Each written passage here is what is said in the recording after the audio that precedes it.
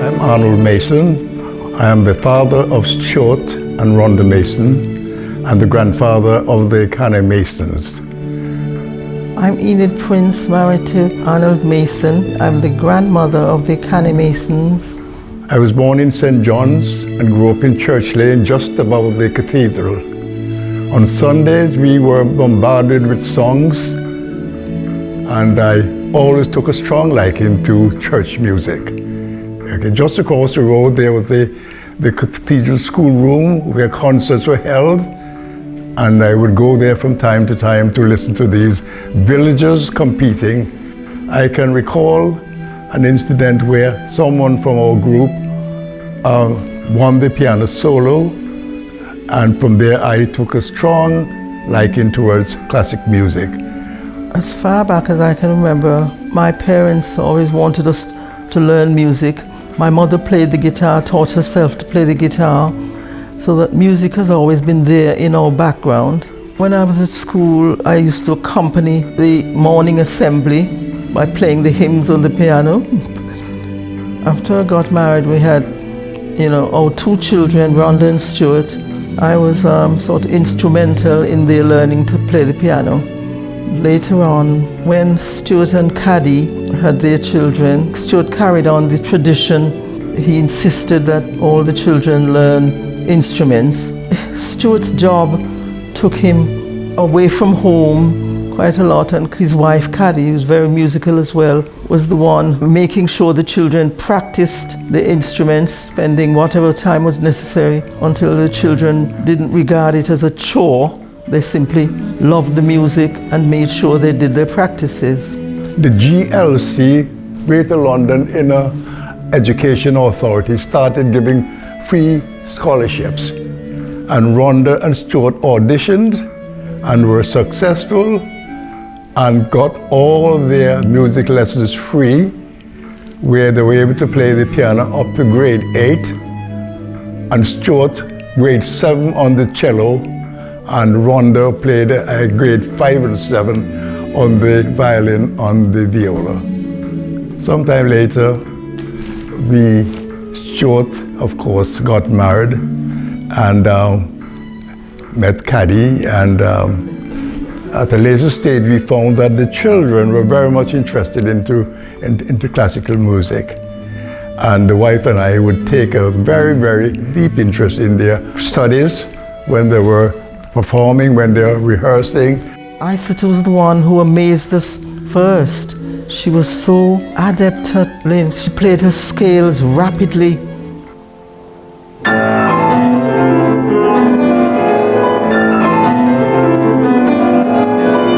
At a young age, we were amazed at the speed with which she practiced the scales. But when Isata took her grade 8 piano, by then I anticipated that she would score a maximum of 146 out of 150.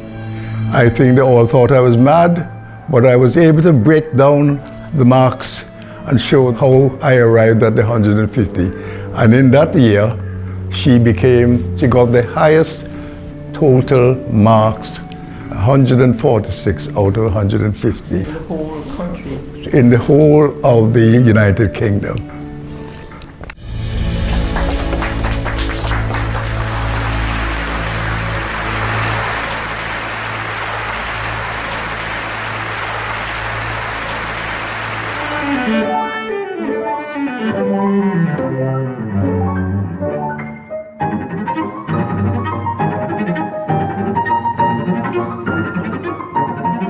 I told them that if Isata accompanied Sheku, he would get to the finals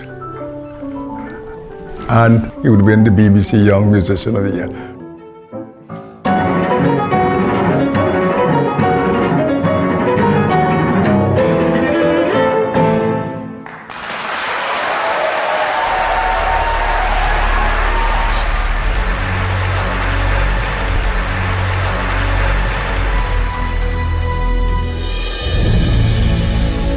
Those are two things that I'm very, very proud of.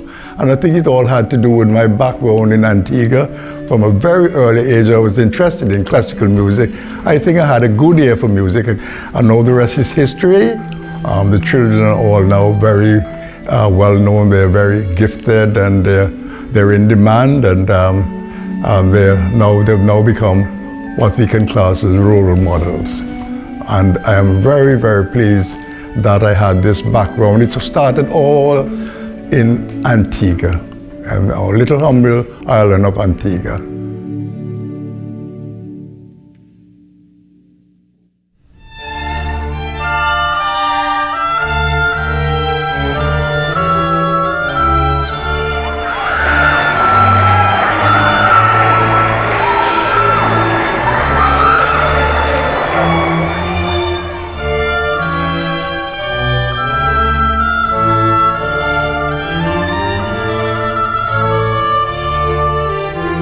Yeah, the wife and I attended these workshops, and what was most pleasing, the way they interacted with the school children. And it was so pleasing to see how they interacted with children that they were meeting for the very first time. And there was this, as if they had known them for all their lives. You see, it was just so pleasing, whether it was at the primary level or the secondary school level. And they said they loved it. They couldn't imagine that the children here would have accepted them so warmly. They embraced them, and because of that, they were able to give out their best, and they could see that the children, the school children here, were all benefiting from their experience and their expertise. And a lot of them would come up to them and have a little chat with them after them and say, I would like to be reach that level, and they would simply say to them, it involves a lot of hard work, dedication. You can still enjoy yourself, but when it comes to practicing, you must say to yourself, I'm going to devote 2 hours, 3 hours, or whatever it is per day to my music. And the music calls for a lot of discipline.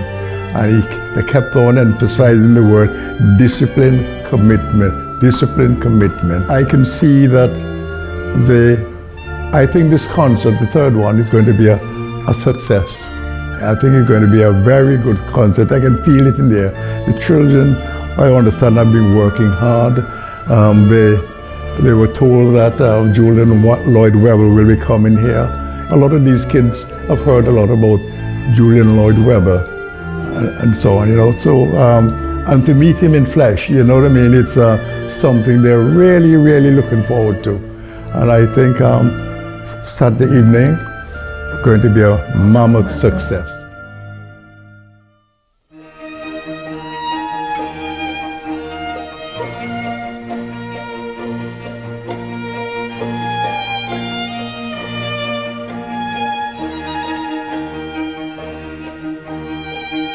My name is Kanneh-Mason, and I'm 19 years old, and I'm a cellist. Of course, music is the biggest part of my life, being a musician, but I think music to anyone can bring such amazing joy firstly, but also an amazing set of skills that are really quite unique to this art. And I think the main thing one can learn from music is the ability to listen and to have empathy, and also hard work and dedication, which apply to whatever a young person wants to do. And I think that's the skills you learn through music will last with you for the rest of your life, I think. Our role really was to inspire them with classical music, not bring music to this island, because of course it has a rich history of lots of different kinds of music, but to inspire them with classical music.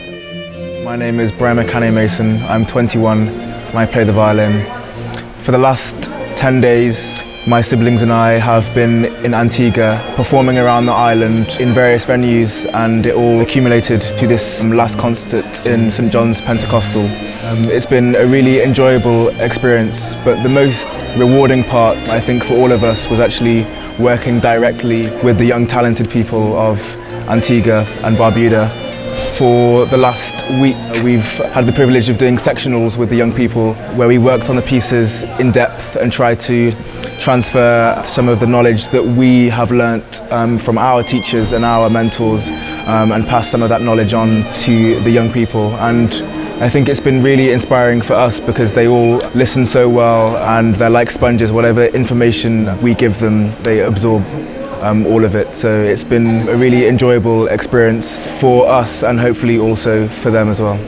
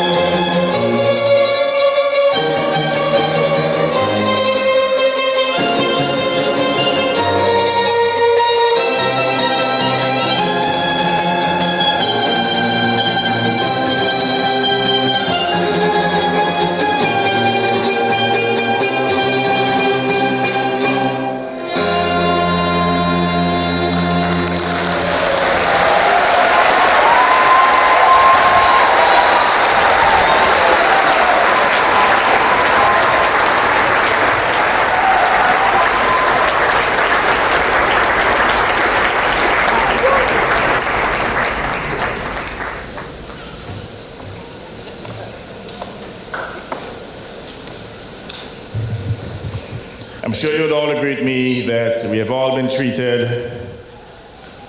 with an evening of excellent music.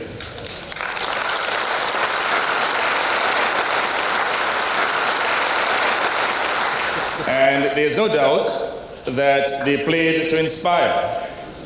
In fact, I'm sure that many of the youth here would be inspired to become a part of the Antigua Barbuda Youth Symphony Orchestra.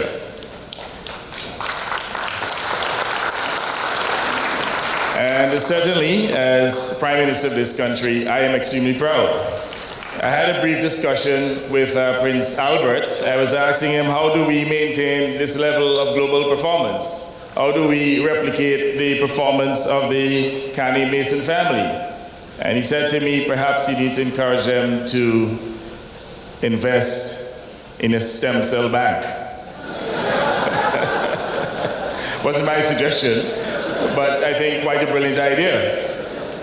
In any event, the Kanneh-Mason family, clearly, they are global icons.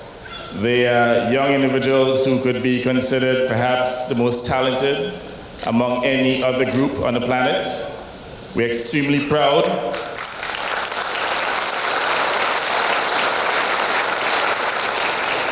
We are extremely proud of them because even though they were born in the United Kingdom, they continue to promote the fact that they are Antiguans. They continue to promote their ancestral home. And as a result, my government has decided to make them cultural ambassadors at Antigua Barbuda.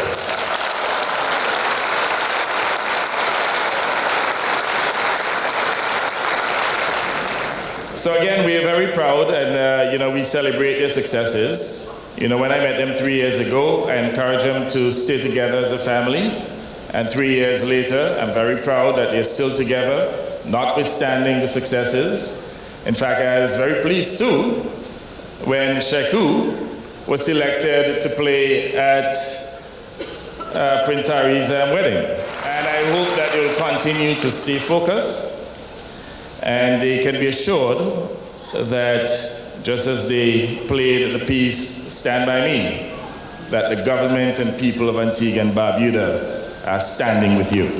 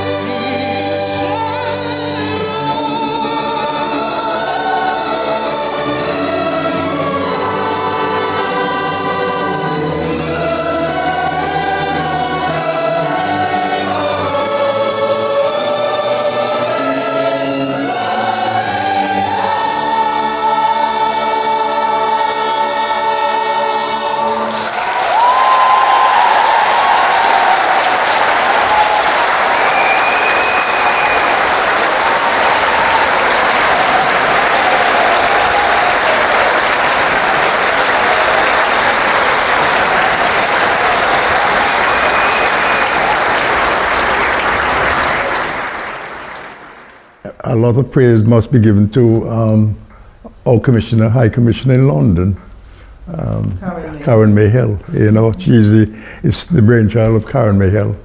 And she's hoping that after a while, probably in the next 2-3 years, it will become an annual feature in Antigua, where people from the various islands will come to listen to the Antigua and Barbuda Youth Symphony Orchestra. And I think we're all looking forward to this day. It's going to be like an annual pilgrimage. People from all the other Caribbean islands, people in North America, Canada, United States of America will definitely come to listen to the young people here playing Beethoven, Schumann, Tchaikovsky, whatever it is. And I'm really, really, really looking forward to this day. I think unlike us, we didn't have any role models, but now they've got role models. And I think it means a lot to the children in Antigua. They're really interested in classical music. So once again, thanks very much to our High Commissioner in London and our Governor General here. You know, he's interested in classical music as well. And I think this is just the beginning.